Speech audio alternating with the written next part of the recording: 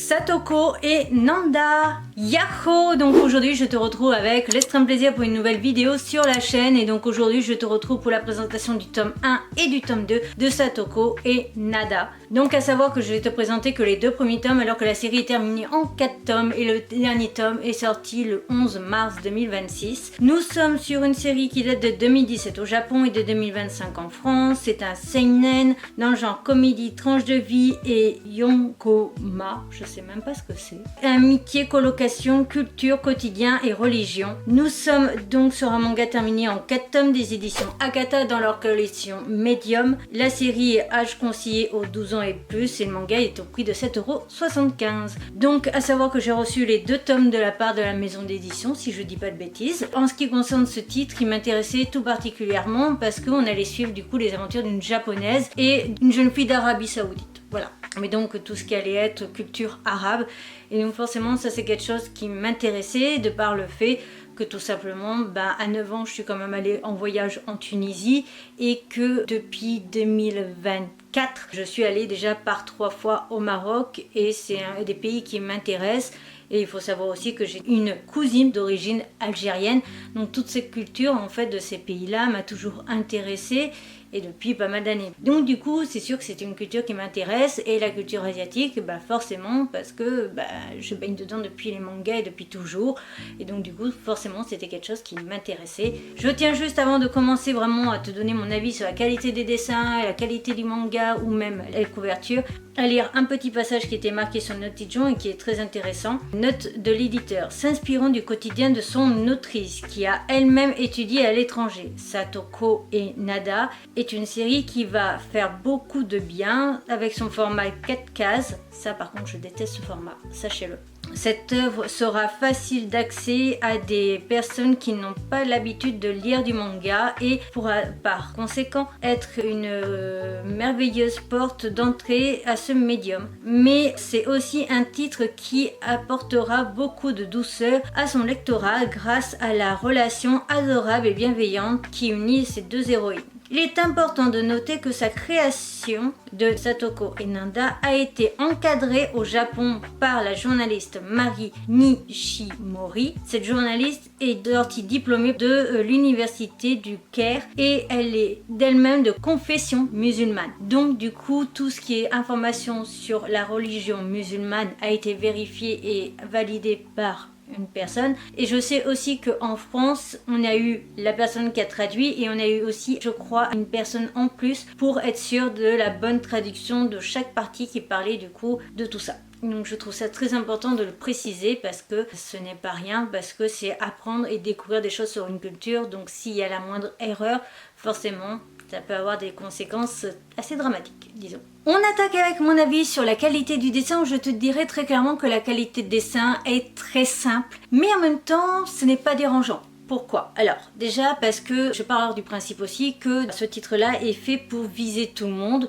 même les gens qui ne lisent pas forcément du manga mais plus de la BD par exemple, ou des gens qui ne lisent rien de tout ça et qui veulent limite s'y mettre. Donc un dessin simple permet de ne pas trop embrouiller la tête parce qu'il y a beaucoup d'informations à apprendre et enfin apprendre, t'es pas obligé non plus de retenir, mais il y a beaucoup d'informations que tu apprends au fur et à mesure des pages. Et donc du coup si le dessin était trop travaillé, on se perdrait en fait dans le dessin et on se concentrerait moins sur l'histoire et les informations que veut véhiculer ce titre. Donc personnellement ça ne m'a pas dérangé, au contraire, alors que dans certains titres récents j'ai pu dire que justement la qualité de dessin trop simple ou pas très jolie, ça ne vaut pas la peine. Dès qu'il n'y a pas besoin, l'auteur a enlevé les fonds, ce sont des pages à cases blanches principalement. Ce que j'aime aussi c'est que comme là par exemple tu as une partie à chaque fois explication. Je te montrerai dans la partie d'après, où par exemple on va te montrer un cocktail d'origine arabe justement sans alcool, on va te montrer les différents types de tenues, on va ici t'expliquer par exemple que t'as Satoko qui demande à Nada: on mange quoi ce soir? Et elle répond: des pommes de terre. Et donc du coup Satoko se dit qu'elles vont manger uniquement des pommes de terre. Et non, explication, en Arabie Saoudite les plats sont désignés par leur légume principal. Donc ce que Nada Nada nomme pommes de terre contient en réalité de la viande d'agneau et des pommes de terre cuites dans un bouillon à base de tomates, d'ail et d'épices.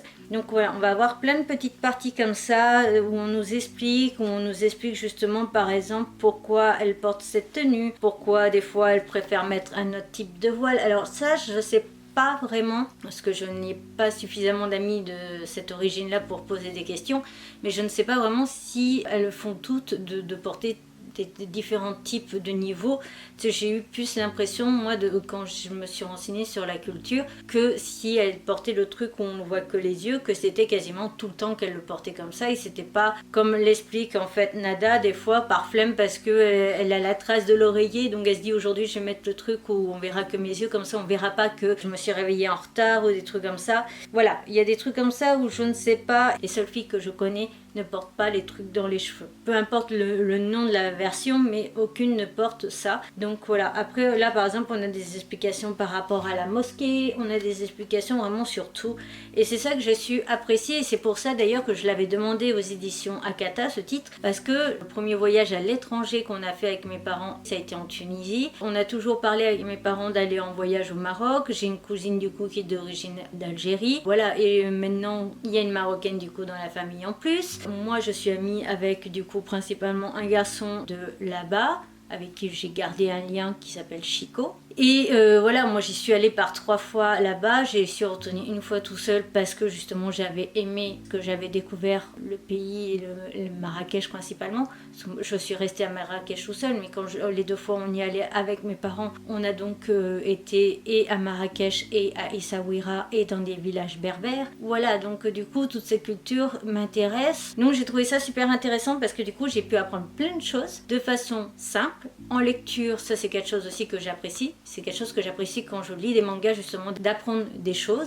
Et donc du coup, j'ai trouvé ça super intéressant et super sympa au niveau du manga, de pouvoir avoir en fait ce mélange entre les deux, et en même temps de voir. Alors certes, certains pourraient croire et dire que c'est peut-être trop présent, mais en même temps on est avec 2 jeunes filles qui sont de 2 cultures différentes et qui sont en colocation ensemble, donc forcément elles vont parler de ça tous les jours en fait. C'est que quand tu commences à habiter avec une personne qui a des origines différentes de toi, tu vas forcément commencer par lui poser plein de questions. Dès que tu vas voir un truc, tu vas lui poser une question. Et c'est ça que j'ai trouvé intéressant parce que c'était abordé de façon simple mais très efficace. Voilà, donc j'ai adoré ces 2 premiers tomes. Est-ce que j'achèterai la suite ou pas? Je pense pas, parce que en fait j'ai trouvé ça, du coup, vu que j'ai lu les 2 tomes d'affilée, trop bourratif pour moi au niveau des informations, et j'ai moins pris plaisir sur la lecture du tome 2, tout simplement parce que du coup c'était beaucoup d'infos d'un coup. Si ça a été par exemple des petits chapitres, genre je sais pas moi, tu vois, quelques pages comme ça sur un sujet, on développe un petit peu et tout ça, ça aurait été. Mais là, une page, ou alors faut le lire plutôt quand on est en voyage justement et qu'on peut couper, lire 5-6 pages, faire autre chose, etc.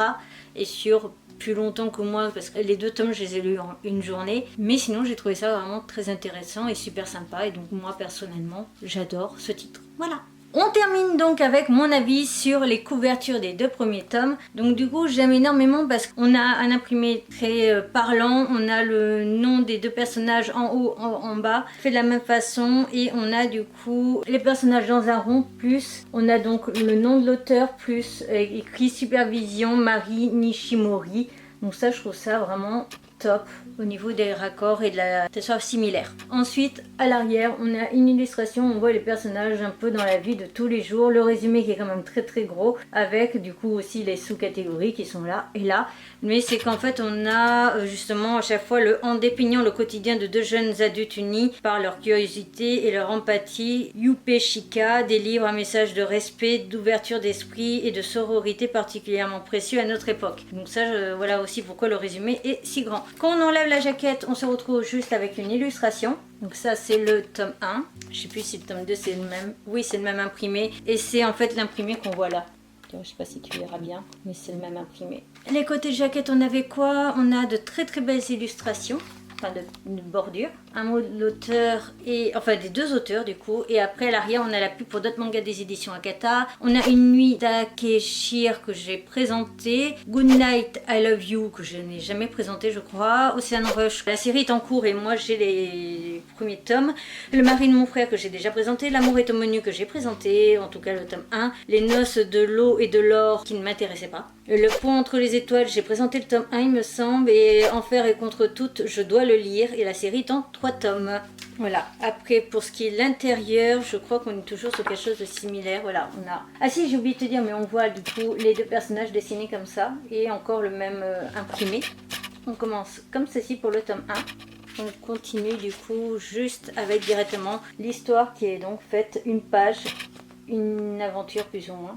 Non, après c'est juste des petits bonus qu'ils ont rajoutés. Mais ce que j'aime énormément, c'est surtout que quand on nous explique quelque chose, on nous développe un peu plus. Oui, là l'histoire du Ramadan. Donc elle ne mange pas la journée mais que la nuit. Voilà, le Ramadan a lieu tous les ans et dure 30 jours. Comme il est décalé du calendrier islamique, la date de début est avancée d'environ 11 jours chaque année. Et il faut environ 33 ans pour faire un cycle complet. Voilà, après juste il y a une phrase par exemple pour dire que ils ont presque tous le même prénom. Ici on va voir la présentation de tous les types de tenues.